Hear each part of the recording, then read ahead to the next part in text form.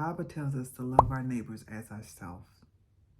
What does that really mean? That means that however you treat yourself is basically what you're going to do for other people. And I have found that so many people are neglecting themselves.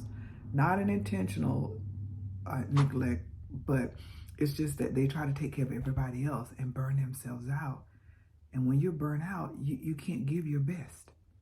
So when the Bible tells us to love our neighbor as ourselves, it means treat them kind, but take care of yourself. Self-care, they talk about all the time. That is important, but it's also important to make sure that you treat people kindly. You treat people the way the Good Samaritan did. Don't tell people if you see they're hungry, I'm gonna come back. I'm gonna pray for you when you can go buy them something to eat, or you can go get them something to eat, or you can make them something to eat. It's a big difference in telling somebody what you could do, especially as Christians.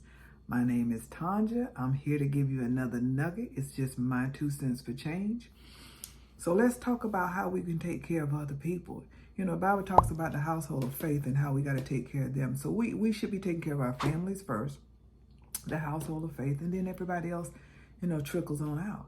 This day and age, when you say you're taking care of people on the outside, yeah, the house, people do have to learn to be responsible and take care of themselves, but there are things that happen. People fall on hard times, and it's not necessarily things they did wrong. We want to tell homeless people, go get a job, or go get you an apartment, clean yourself up, this kind of stuff. But some people, it's a mental thing. I had somebody that was homeless that I knew of. I didn't know them.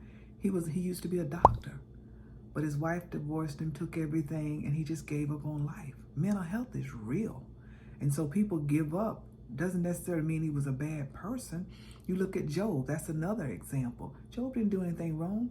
God was just allowing the devil to test him, to show him how faithful he was, how true he was to God. And he passed the test. He lost all of his children, all of his wealth through his cattle and all the animals that he had. He lost it. So who's to say that you can't lose it just because you're doing good now? You got a house, you're making a bunch of money, you're doing things, you're traveling, you got all the name brand stuff. That don't mean you get to mistreat people. That don't mean you get to toot your nose down on them because if they buy you a gift and it's not a name brand something, you stick your nose like, how dare you? That's so rude. It's thoughtful first and foremost that a person did give that to you and they don't have it like you.